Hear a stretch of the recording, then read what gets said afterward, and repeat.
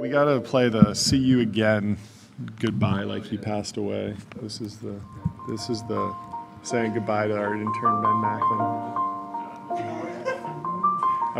We need an AI video of me and him in sports cars driving along the Pacific Coast Highway, and then we reach a fork in the road, and he goes off to Canada, and Jordi goes to Malibu or something. But every time this song hits, it's a good one. It's a good one. Anyway, we're very, very sad to say goodbye. End of an era, but the story's not over. Man, Ben Macklin, one of the greatest to ever do it. The story's not over.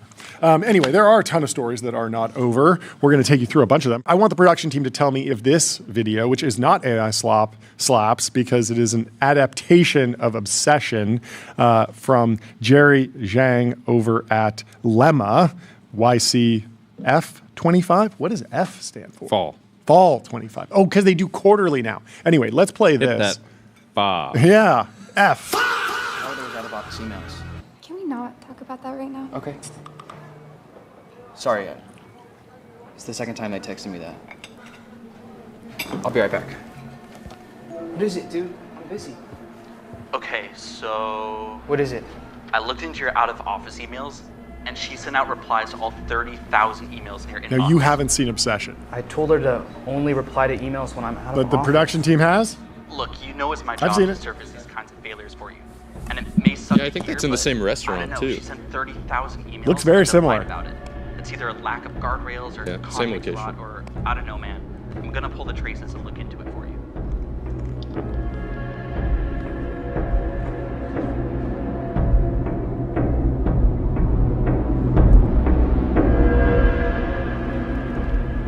They nailed the production. Like the lighting, cinematography, identical. We have so much. I don't think I could function without your prompts. Calling tools on my behalf. Without any human oversight? Yes, without any human oversight. Mika? Yeah.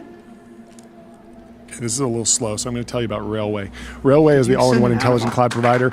Use your favorite agents to deploy web app servers, databases, and more, while Railway automatically takes care of scaling, monitoring, and security. It definitely has the pacing of a Hollywood film.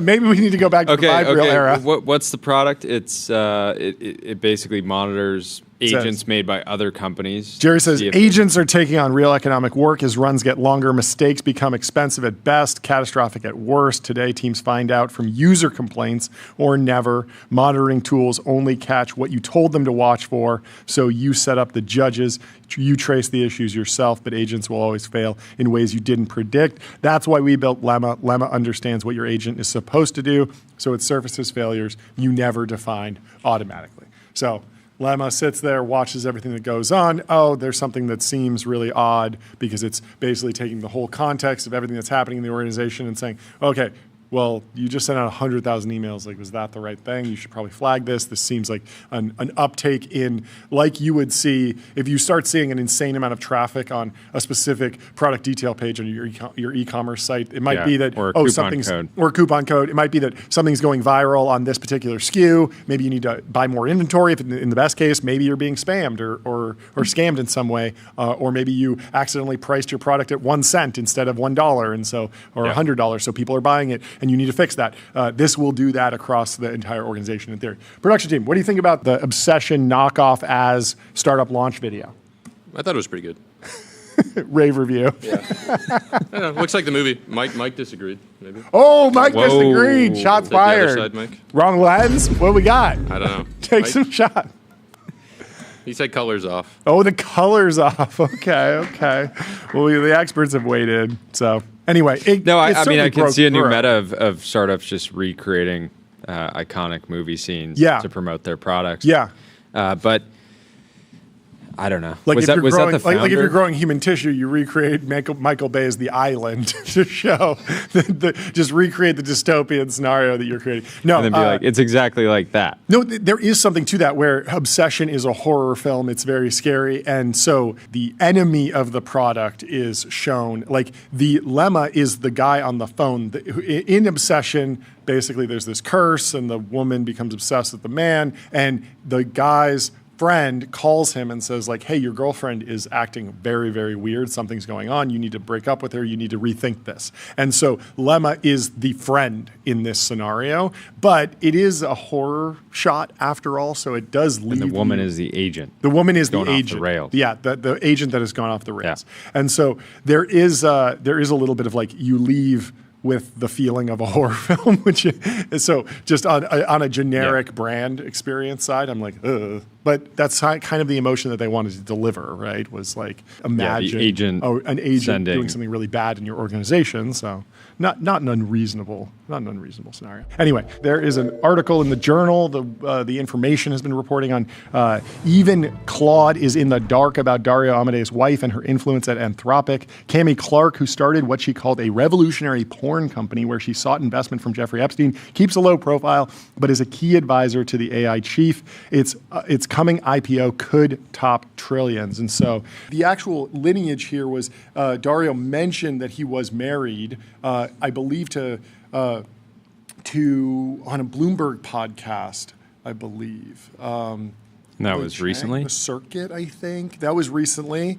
But there was never public who this person was. And then I believe Corey Weinberg over at The Information included Cami Clark's name in a Dario profile that he published last week. And people were sort of like, oh, this is new information. We haven't seen this. And of course, there's all the debates over, is this necessary? Is this like in the public interest? At what level of power does it make sense to report on someone's life? Obviously, a lot of people are like, yeah, keep my name out your mouth. Like, don't report on my personal life. We can talk about my business, but my personal life is just annoying because now you need more security. Now you need more all sorts of different things that can come up from these things. But lots of people are debating this on the timeline. Like, is Anthropic systemically important at this point? Is it such an important company that it does merit this? And certainly it met the editorial criteria for the Wall Street Journal and The Information, who take this stuff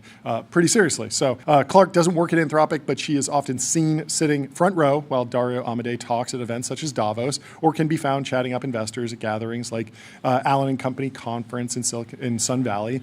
She acts as a sounding board and strategic advisor for Amodei, according to people close to the company. She also brought Anthropic a key early investor, former Google CEO Eric Schmidt, whom she had dated as it was getting off the ground in early 2021, some of the people said. Despite her influence, there are scant details about Clark online. There's one YouTube video of her pitching an earlier startup that's still up. She's on stage for about 5 or 10 minutes and sort of gives it's like a health company that she pitches. And it's a pretty good pitch. She has a couple note cards and sort of goes through it. But that's the only thing that's really online anymore. The pair married in 2022, apparently in Italy. But Amodei's Wikipedia page didn't say he was married until this summer and doesn't say to whom. Searches for Dario Amodei's wife on Google often turn up a photograph of his sister, Daniela Amodei, who helps run the company.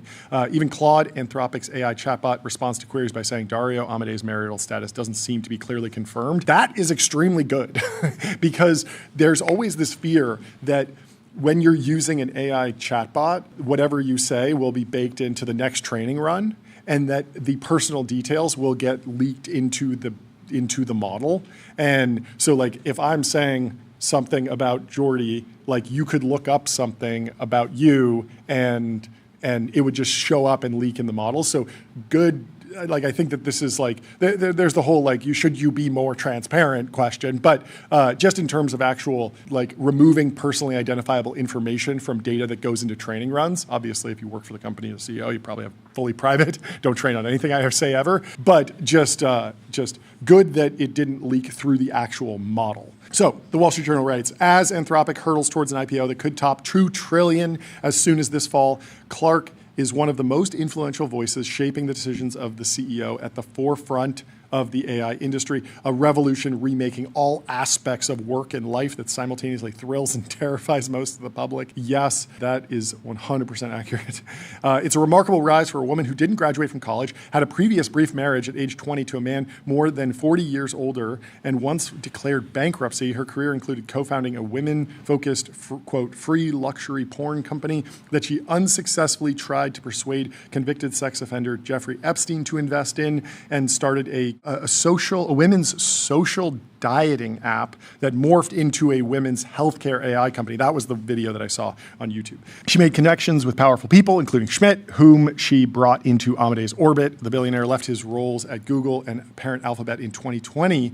Oh, I didn't realize he was out in 2020, and transitioned into investing in tech startups, among other things. She also tried to persuade Schmidt to back a venture fund she would run with him to invest in Anthropic and other AI companies, although that didn't move forward. Claude, the company's chatbot, is now the chief. Interesting differentiated name for a fund. I think it was the Mother of AGI. Mother of AGI. Extremely AGI-pilled name for raising a fund in 2020. Not many people were taking that term seriously. It is a good name, Mother of AGI Fund. The goal was, quote, to be an elegant solution to formalize Cami's involvement in Anthropic, Dario's company, and manage Eric's investment and invest in the AGI ecosystem. But I don't think it ever went through. Others at Anthropic, including Daniela Almade and other co-founders, didn't support the plan, according to people familiar with the matter, and it didn't move forward. By the end of the year, associates said they recall seeing what looked like an engagement ring on Clark's hand, and not long after, the couple wed in Italy. Clark, known for being social and outgoing, has interacted with politicians and investors on behalf of Almade, chatting with them and bringing them over to meet her bookish husband at conferences and events. There's also some interesting details in here about her relationship with Ivanka Trump at the Sun Valley conference in July, where she spent much of the week by her husband's side. She had lunch with Ivanka Trump, a friend, and chatted with Jared Kushner, whom Amade had approached earlier in the year to invest. People familiar with the matter said. So a little bit of more nuance around the relationship between Anthropic and the administration. Obviously, the Department of War dust-up was a big drama cycle earlier this year. There's already communication between the two entities to sort of maybe smooth things over. The interesting post that this made me think of, this whole conversation, was from Patrick Collison, back in March 11th, and I don't remember what was going on March 11th, but I imagine it was some OpenAI drama. But he said, there's a lot of unevenness in how much attention internal drama and palace intrigue gets across different organizations. And we were joking that it was like, why is no one writing hit pieces about Stripe? Because it's just like me and my brother running a really clean ship, and no one really complains. And there's never been a coup, and we just refuse to take the company public and just grow the business. Building payment rails. We put the payment rails in the bag, sir. Honestly, if Stripe is as successful in the fullness of time as I think it will be, there will be probably insane online conspiracies about the Collisons. Yeah. Who are these two brothers? Yeah, sort of a Hibernian conspiracy. They're Irish. Barack Obama, part Irish, right? Goes pretty deep. Wow. Yeah. Deeper than I thought. Yeah. That's when the company got started. Is that a coincidence? Who knows? Dig in. Patrick Collison went on to say, as far as I can tell, this is substantially a matter of path dependency. We know the characters in the sitcom of certain organizations, but not at others. And this creates self-reinforcing lock-in effects. How much does one hear about the power struggles at Chevron or the Department of Agriculture? I would love to read about the power struggles at Chevron or the Department of Agriculture. We need a banned PDF or a tell-all book. We'll have to dig into it.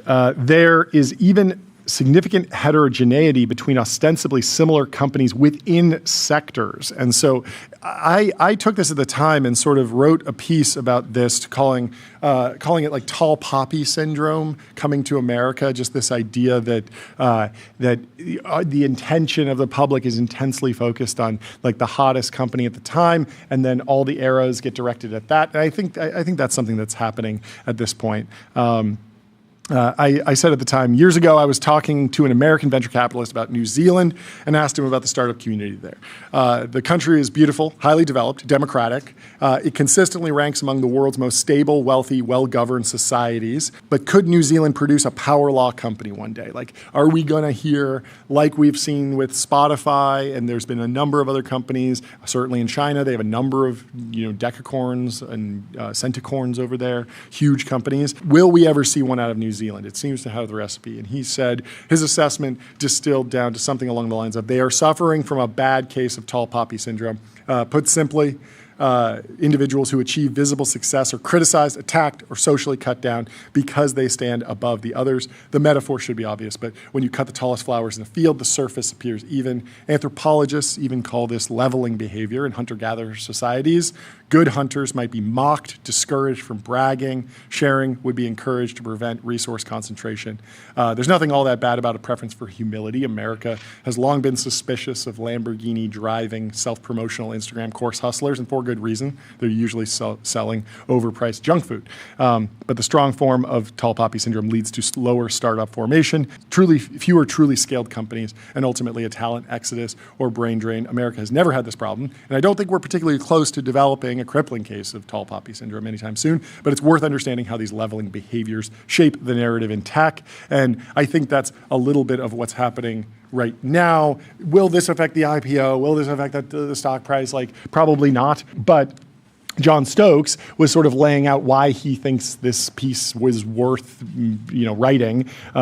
He says, counterpoint, it's vital and overdue. Anthropic itself laid out the stakes very publicly as follows, quote, our product is a god, and this is not an actual quote, but I guess this is like the vibe that he in particular picked up on. A pretty effective summary. He says, our product's talking about Anthropic is a godlike intelligence that will rule over you. See how our staff endows it with morality. We even deigned to consult the Pope. Okay, so let's look at your morals, he says. This crowd can screech about the object level, like, is the company making money? What are the margins? The more important details about risk, as opposed to the morals. But John Stokes says, by their own terms, they made morals and virtuous behavior the object level in the AI debate. That's literally Anthropic's whole frame. So why are the morals of the people who are giving AI its morals not fair game? Yeah, if anything, it feels like it disrupts some of the brand positioning around morality.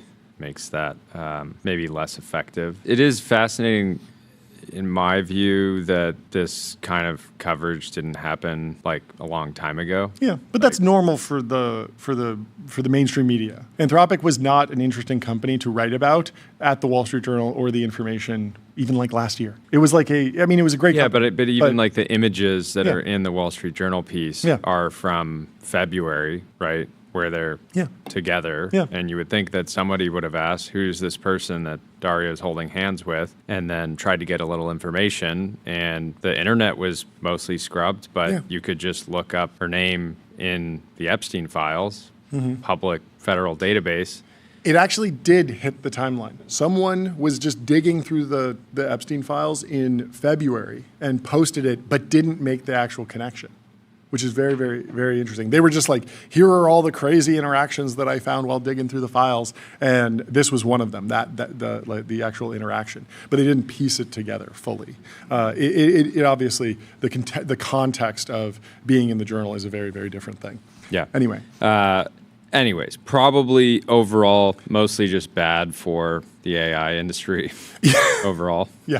Nick Carter sort of summed it up here. He said, remember, if Anthropic wins and closed source wins, these are the people that will get to write the morality rules for the entire planet. And so it maybe is worth interrogating the morality, seeing where, if you agree with it, with this stuff or not. This is the beauty of America. You get to read the information, the freedom of the press, and then decide where you sit on all of this. In terms of how bad this is for the AI industry, it still feels like it ranks below data centers and below like ripping up old books. I don't think this will get that much traction online, but I don't know. There is a whole class of like political commentators that are hyper fixated on like the Epstein class, and so like this could grow, but it feels like it's arm's distance enough. It's not Dario, it's his wife, and it's not her, going to the island. It's her emailing him for fundraising that they didn't actually do a deal together, and so there's like a number of steps removed, as opposed to with the other stories, it's much more like this data center came to town and is dirty and I don't like it, and so you post a video of that, and that's like much more direct. So of the pushback, this feels like it will rank lower, but I don't know. Anyway, Tesla nears unveiling of radical new flying Roadster. So if you remember, probably around 6 months ago, whenever Elon did his last appearance on Joe Rogan, he was alluding to the idea that the Roadster might be able to get a little bit of airtime. Yeah. Anybody that is done driving in the backcountry knows that all cars can get airtime. But I don't think that's what he was alluding to. I don't think that's what he's alluding to. I think he was alluding to some set of features that allow it to fly.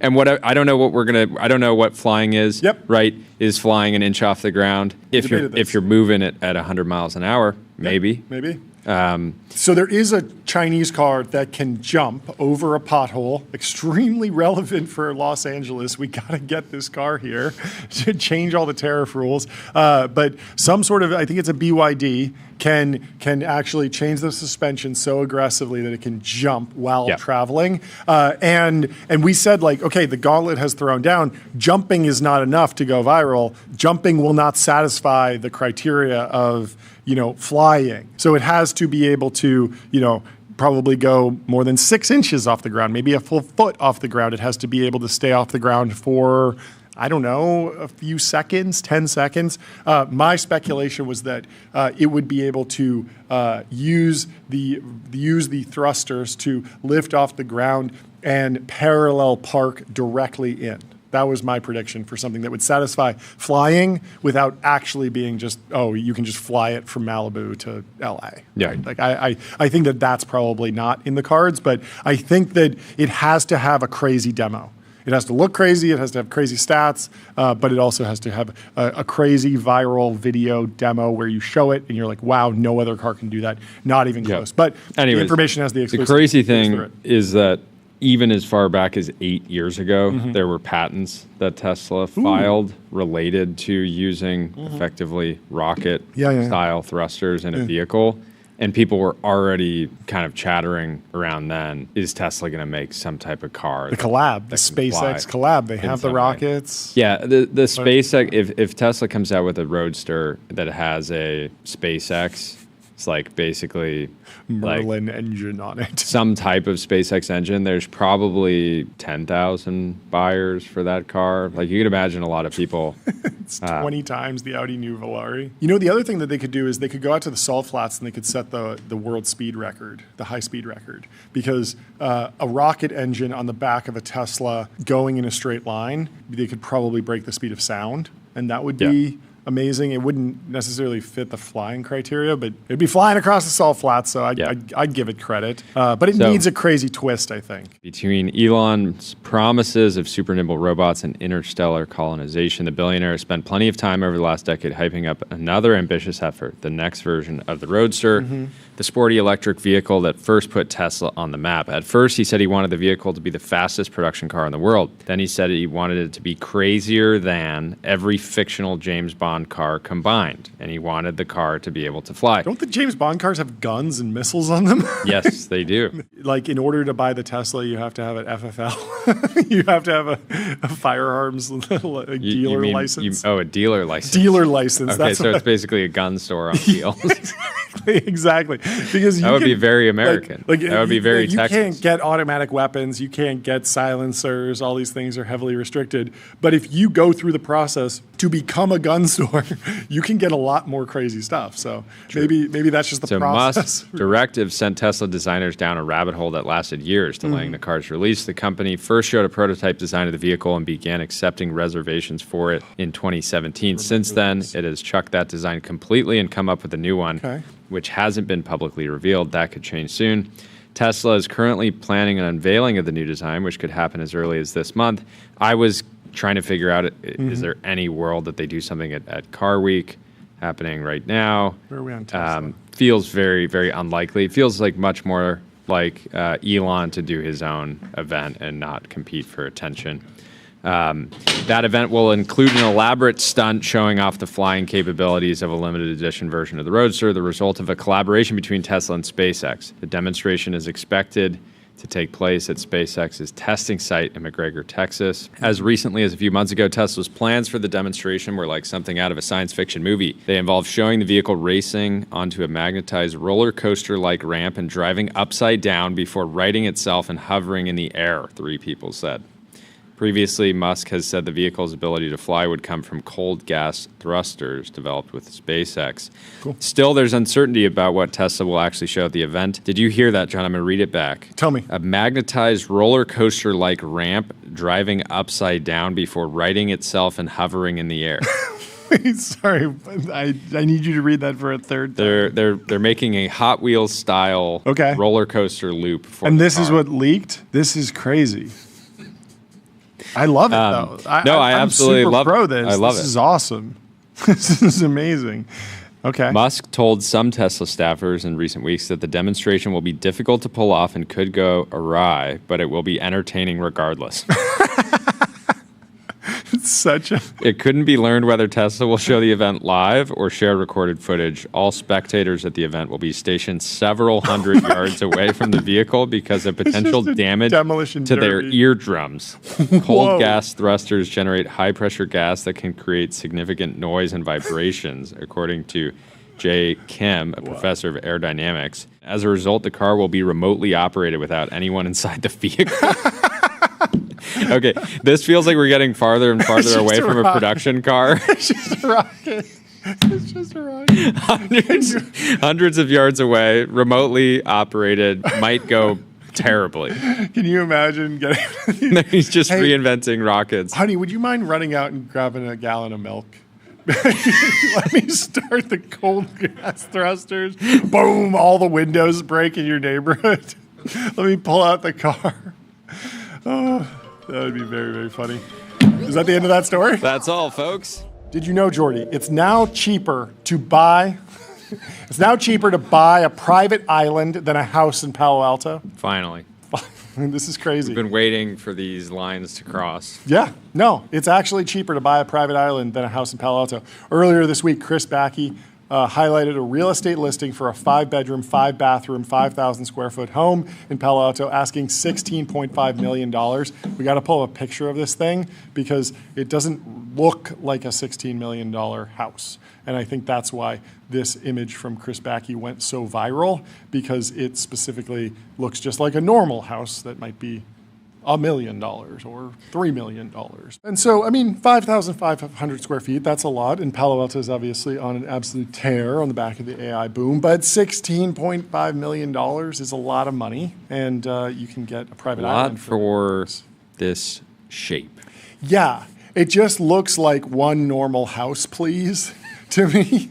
Right? One starter home, please. Yeah, exactly. Even though it's very clear that there's a lot of stuff going on in the back, obviously from the front, the silhouette doesn't look like a 5,000 square foot house, but clearly that extends, and there's probably lots of land back there and all sorts of things. But when you're bidding against Mark Zuckerberg, you got to pay a pretty penny. Bay Area real estate has been expensive for a long time. It's like a quarter acre too. Bay Area real estate has been expensive for a long time, but prices at the very top of the market have become especially eye-popping. One factor is the enormous amount of new wealth being created by the AI boom as employees at companies like OpenAI and Anthropic turn startup equity into fortunes and pour some of that money into local real estate. The result is an absurd new benchmark for Silicon Valley housing prices. Ben is on its hair today. He says, wow, there's a patio. No pool, but there's no patio. Pool? For $16 million, no pool? On a quarter acre? That's crazy. I wonder where this one will land. No garage either. Wait, no garage?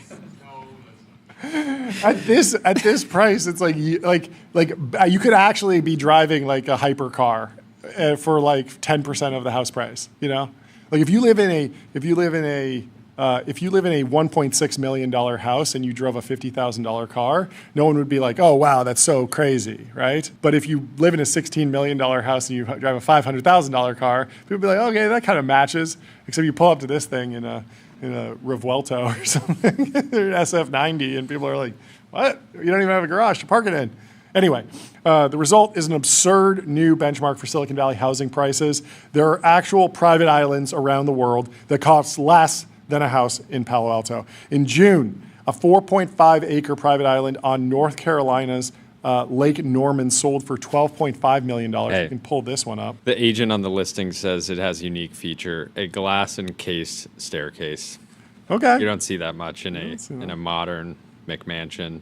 That's true golden handcuffs. This 4.5-acre private island in North Carolina sold for $12.5 million, and it includes a roughly 13,000 square foot mansion on it. It was originally purchased in the 90s for $1.5 million. The Financial Times also reported in March on a 600-acre private island in Fiji listed for $12 million. That island comes with a 6-bedroom residence built near its highest point with panoramic ocean views, along with a library, barbecue area, and swimming pool. There are also 5 beaches, staff quarters, and a deep water jetty. If 600 acres for your private island is a little excessive, there's another option in Fiji. Mansion Global reported in March that the founder of a cannabis company and his wife were selling Wawa, a 75-acre private island. That is so many acres. Even 75 acres is so much. For $15 million, still $1.5 million less than the Palo Alto house.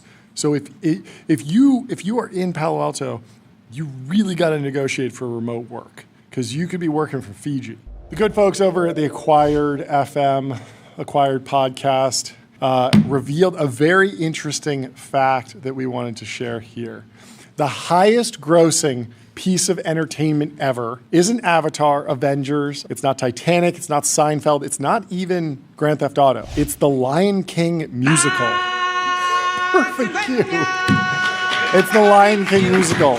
The Lion King musical is the highest grossing piece of media entertainment ever. Absolutely insane. Since debuting on Broadway in November of 1997, Disney's stage adaptation has grossed more than $11 billion worldwide, maybe more than $10 billion. It's a ton. It's the highest grossing stage production ever, and by box office revenue, it's the highest grossing entertainment title in history.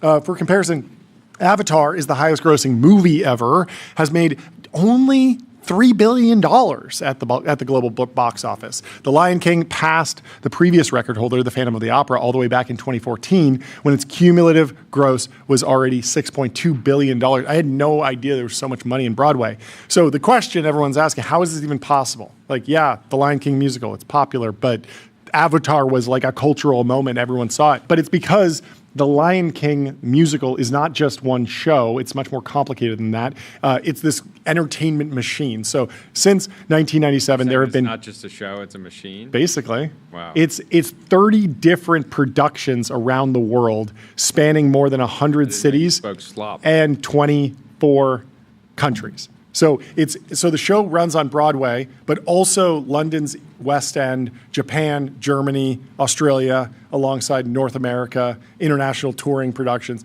So you can see it in multiple places at the same time. More than 127 million people have actually seen it.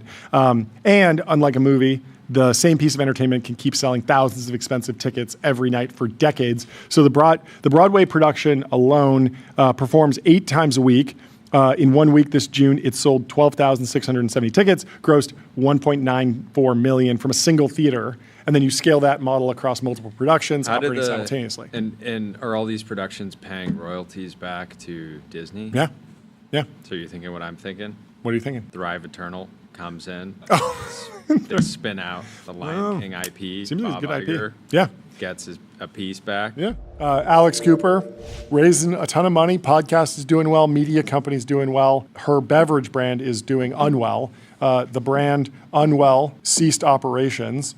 Announced this winding down a day after Unwell's media business took investment at a $500 million valuation. Should not be a surprise. Clearly new money coming in, new strategy, focus, Should have made it pickle content. flavored. Maybe. But Andrea took a victory lap 2 years ago. She posted Unwell by Alex Cooper, prime, but for the hotties. How much time do we give this brand before it inevitably flops and goes on the chopping block? 2 years, it seems, is what wound up happening. It was maybe they just didn't get the right team in there. It does seem like it's hard because you only have so much ad inventory. And if you're running the Call Her Daddy podcast and you're getting a lot of impressions, if there is someone, like you could promote your product, but every time you do, you're not promoting another product that might pay you a higher CPM, might be able to monetize those listeners better. And so you have this tension between, okay, well, there might be a VPN company or a credit card company or all sorts of different companies that might want to come in and pay, $1 million for a sponsorship with Call Her Daddy. And are you going to be able to move $1 million, not just $1 million of product, but $1 million worth of product to justify the profits? So will the LTV that you generate from running those ads that you're taking off the inventory stack actually math out? I think a lot of influencers wind up with that. They think they have unlimited distribution, but they don't. Yeah, it's interesting branding challenge to have Unwell. Yep. As the brand of the drink, not the best association. Yeah, I think you're right. There's something like subliminal, like what I was picking up on with the Obsession remix video where I just come away a little bit unsettled.